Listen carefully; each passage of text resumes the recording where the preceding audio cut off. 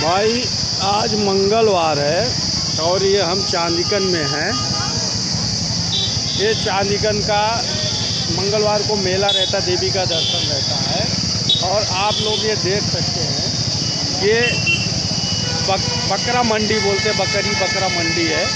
यहाँ पे हर मंगलवार को मंडी लगती है और ये जानवर यहाँ पे आते हैं, बकरा बकरी। आप देख सकते हैं, बड़ा मंडी है ये, बहुत बड़ा मंडी है।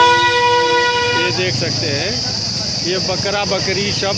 और अभी बकरा ईद भी एकदम नज़दीक आ गई है। ये मंडी है बकरों की। ये यहाँ पे बकरे बेचे जाते हैं, जानवरों की मंडी है ये। समझ गए ना दोस्तों। वीडियो अच्छी लगे तो लाइक शेयर कमेंट करना, खासकर प्रतापगढ़ वाले, चांदीकन वाले। नमस्कार।